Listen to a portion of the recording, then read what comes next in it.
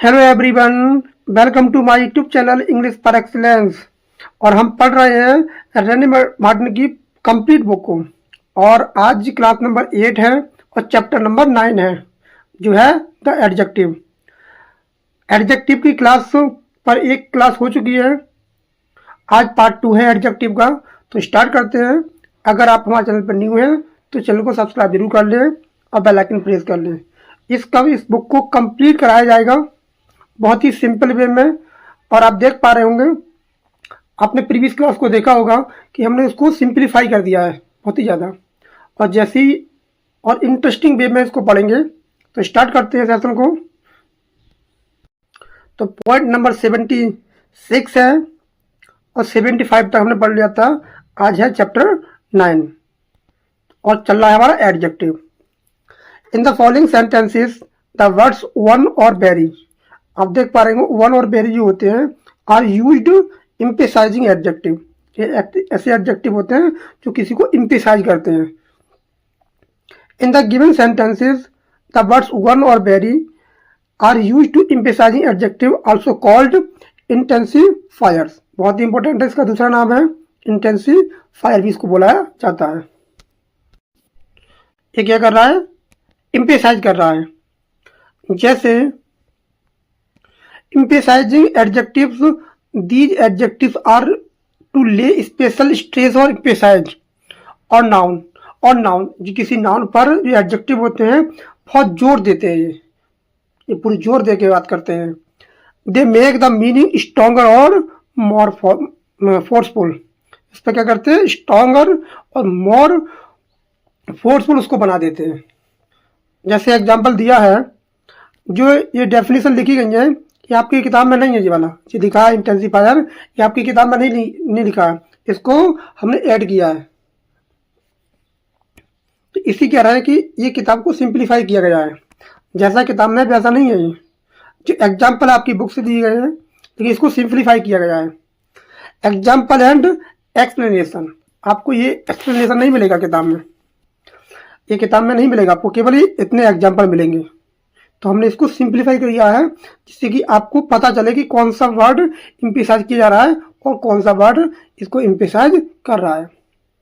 आई सा it with my one eyes, तो one जो है वो एम्फेसाइज कर रहा है आइज पर।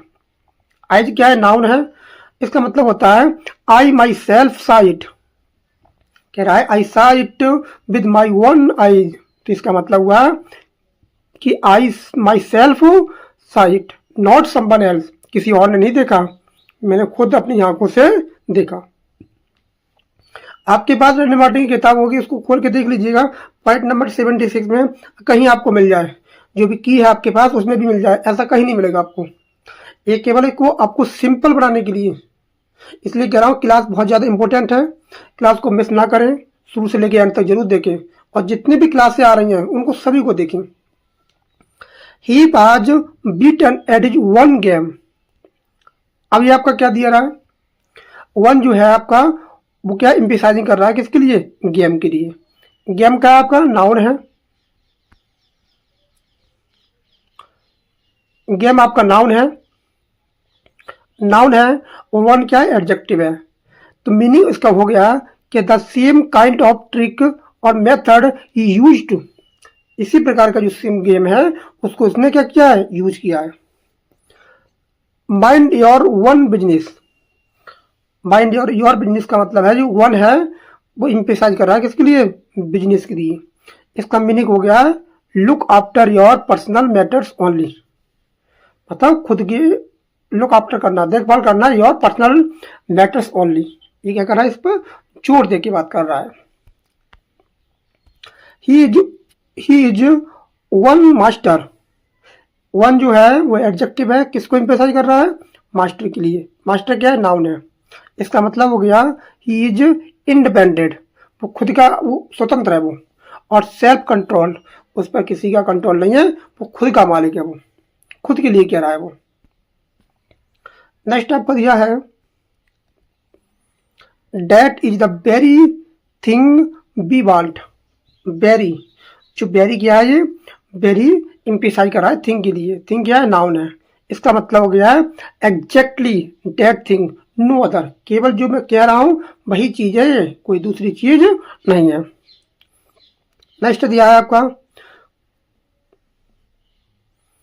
B all else left my cause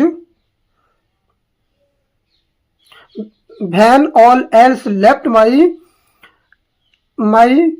cause my very adversary look my part. तो जहां पर जो बेरी है, ये आप देख रहे हो बेरी, वो इम्प्लिसाइज कर रहा है एडवर्सरी के लिए। इसका मतलब हो गया even my exact enemy help me, exact my enemy help me, जो मेरा दुश्मन है उससे मेरी क्या की, सहायता की। इसका कंक्लूजन क्या निकला, कंक्लूजन जो दिया है, one and very in these sentences are emphasizing adjective. कैसे एडजेक्टिव है, एम्फेसाइज एडजेक्टिव है। They add stress force to the noun they qualify, वो जोर दे के फोर्सफुली क्या कर रहे हैं, उसको नाउन को क्वालिफाई कर रहे हैं।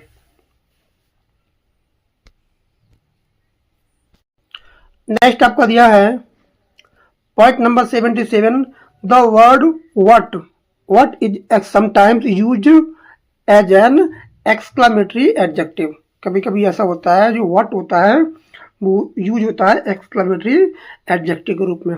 जैसे what genius, what folly, what an idea, what an blessing, what a piece of work is man. तो जो व्हाट है वो आपका क्या है, एक्सक्लामेटरी एडजेक्टिव है।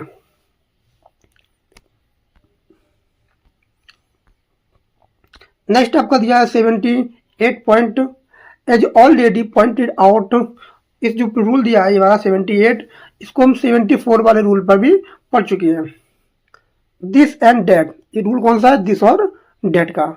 The only adjective which are inflected और change in form to show number, जो इनफ्लेक्टेड करते हैं। जैसे this girl sings, these girls sing, that boy plays, those boys play. ये आपके डेमोन्स्ट्रेटिव एडजेक्टिव भी होते हैं और डेमोन्स्ट्रेटिव प्रोनाउन भी होते हैं। जैसे मैंने बोला दीज आर गर्ल्स, अब दीज है वो क्या आपका प्रोनाउन है। अगर बोलता कि दीज गर्ल्स आर ब्यूटीफुल, तो क्या हो जाता, आपका एडजेक्टिव हो जाता, जैसे कि इस सेंटेंस में दिया गया है। जो डेमोन्स्ट्रेटिव एडजेक्टिव होते हैं वो आपके प्रोनाउन भी होते हैं और एडजेक्टिव भी होते हैं। यहाँ जो प्रयोग हुए हैं वो एडजेक्टिव के रूप में प्रयोग किए गए हैं। दिस और डेट होता है वो आता है एक वचन नाउन के लिए, और दीज और दो जो होता है वो आता है बहुवचन नाउन के लिए। हम इसको ऑलरेडी कंप्लीट कर चुके हैं। और जो दिस और दीज होता है वो बताता है नियर चीज के लिए, मतलब पास की वस्तुओं के लिए। और डेट और डॉ जो होता है वो दूर की वस्तु के लिए इंडिकेट करता है। जैसे इसमें लिखा भी है, this these indicate something near to the speaker. तो दिस जो प्रयोग किया जाता है वो किया जाता है जो पास होती है कोई चीज।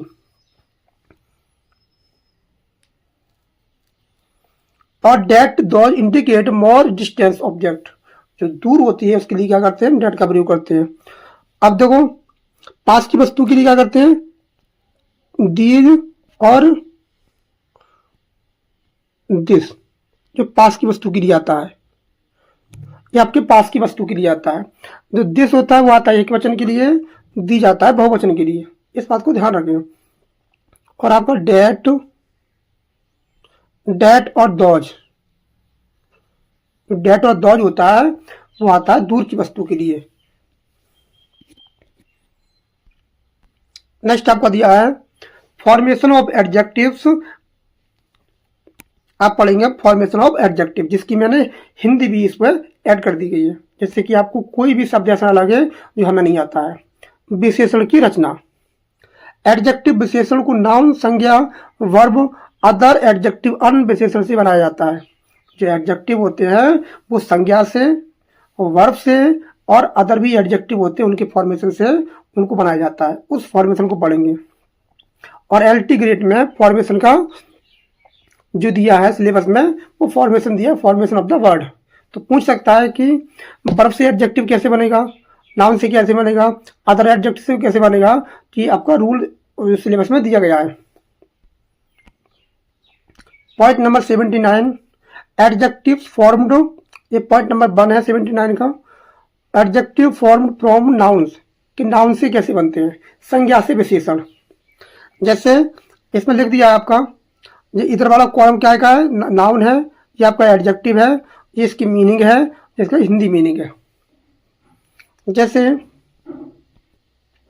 बॉय मानी होता है लड़का, तो बॉय से क्या बनेगा, बॉयस बन जाएगा। बॉयस क्या है, एडजेक्टिव है, बॉय आपका नाउन है। लाइक ए बॉय, बॉय जैसा, लड़की जैसा। फूल मानी होता है नाउन, और ये पूछ लेता है, कंफ्यूज कर सकता है कि फूल नाउन है या एडजेक्टिव है, पूछ लेता है पेपर में। फूलिश ये आपका एडजेक्टिव होता है जो बना है फूल से। लाइक ए फूल, मूर्ख जैसा। डर्ट मानी गंदा होता है, और डर्ट मानी होती है मतलब गंदगी, डर्टी, कितना गंदी है, ये गंदा है। तो ये डर्ट से बना है डर्टी, जो फुल ऑफ डर्ट है, जो क्या है गंदा है। स्टॉर्म मानी होता है तूफान, और स्टॉर्मी मानी होता है तूफानी। फुल ऑफ स्टॉर्म, ये क्या बनना है, आपके नाउन से एडजेक्टिव बनना है। जैसे केयर, तो बना केयरफुल, फुल ऑफ केयर, सावधान या ध्यान रखने वाला होता है। पार्डन, क्षमा होती है, pardonable, date can B pardon, क्षमा योग्य। प्ले, प्लेफुल होता है, इसका एडजेक्टिव, फुल ऑफ प्ले, चंचल या खिलप्रिय होता है। लाफ बनी होता है हंसना। Laughable, that can be laughed at, हास्यपद होता है वो। होप एक नाउन होती है, अब्स्ट्रैक्ट नाउन, इसका बनेगा होपफुल, इसका मतलब होता है फुल ऑफ होप, आश्वासन। आउटरेज, आउटरेज से बना है आउटरेजस, एक्सट्रीमली बैड होता है, जो होता है भयंकर या अपमानजनक। वेंचर, वेंचर का बनेगा वेंचरसम, ये बनेगा एडवेंचर्स, इसका मतलब होता है एडवेंचरस, साहसी होता है। करेज एक नाउन होता है, करेजियस क्या होता है, एडजेक्टिव होता है, इसका मतलब होता है ब्रेव, साहसी। ट्रबल मानी थी परेशानी, और ट्रबल सम होता है परेशानी देने वाला, ये वाला पेपर में पूछा भी गया है। काउजिंग ट्रबल होता है परेशानी देने वाला। ग्लोरी मानी होती है गौरव, और ग्लोरी से मानी होता है गौरवशाली, फुल ऑफ ग्लोरी। सेम शर्म होती है, सेमलेस निर्जल होता है, विदाउट सेम। एनबी से मिला है इनेबियस, ये आपका एडजेक्टिव है। फीलिंग इनबी इस चालू होता है। सेंस, सेंस से बना सेंसलेस, इसका मतलब होता है विदाउट सेंस, बेहुदा, मूर्खतापूर्ण। मैन से बना है मैनली, इसका मतलब होता है having quality of a man, Mardana. Silk, ये वाला पेपर में पूछा जाता है, ये पूछा भी गया है, सिल्क से बना है सिल्कन, ये वाला बहुत इंपॉर्टेंट है, ये वाला इसको नोट कर लीजिए। सिल्कन, मेड ऑफ सिल्क, रेशमी होता है। किंग, किंग से बना है किंगली, ये पेपर में पूछा गया है किंगली, रॉयल मतलब होता है इसका राजसी होता है। गोल्ड, इसका मतलब होता है गोल्डन, गोल्डन बनता है एडजेक्टिव, और मेड ऑफ गोल्ड, ये पूछ लेता है।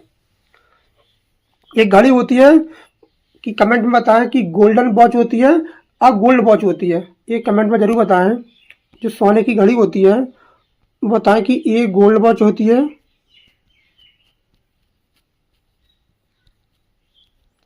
या फिर गोल्डन वॉच होती है।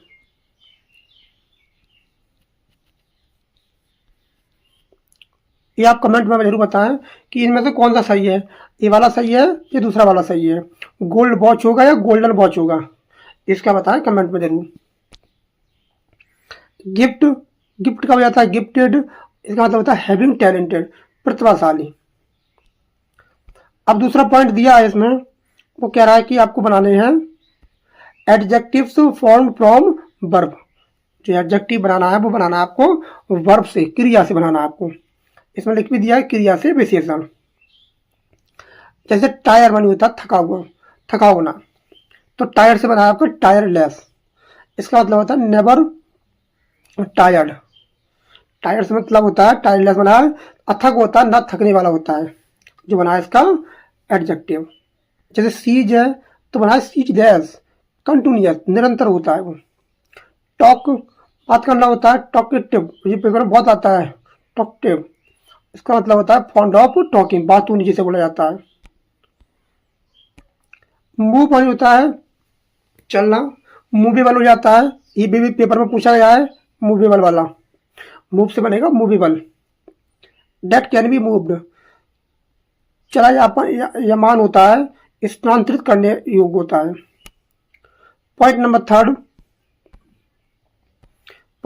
कह रहा है कि adjective form from other adjective, कि आपको एडजेक्टिव भी बनाना है लेकिन दूसरे एडजेक्टिव से, अन्य विशेषणों से बने विशेषण। जैसे ट्रेजिक्स बनाया आपको ट्रेजिकल, ये भी एडजेक्टिव है, ये भी एडजेक्टिव है, दोनों ही एडजेक्टिव है। इसका मतलब होता है रिलेटिव टू ट्रेजेडी, दुखद, त्रासदीपूर्ण होता है। ब्लैक मानी होता है काला, तो ब्लैकिश, सम व्हाइट ब्लैक, काला जैसा। होल मानी होता है पूरा, तो होलसम, ये भी पेपर में आ चुका है, होलसम, प्रमोटिंग हेल्थ, स्वास्थ्य वर्धक होता है। व्हाइट मानी होता है सफेद, व्हाइटिश मानी होता है सफेद जैसा, दोनों ही एडजेक्टिव है, ठीक है। स्लाइटली व्हाइट होता है, व्हाइट जैसा है, व्हाइट नहीं है। जैसे थ्री दिया है तो थ्री फोल्ड बन गया, 3 गुना, मल्टीपाइड बाई 3। सिक, सिल्की हो जाता है, सिकली, और संवाट सिक होता है, बीमार जैसा, दुर्लभ होता है। अब ये तुम्हारा हो जाता है। अब पढ़ते हैं एक्सरसाइज नंबर 7।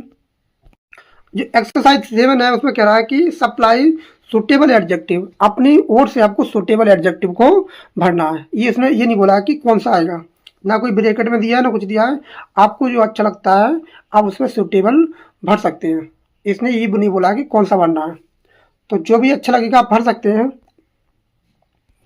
जैसे the town stood dash seas, तो मैंने भरा इसमें long, lasted for a long time, मतलब लंबे समय से खड़ा है वो।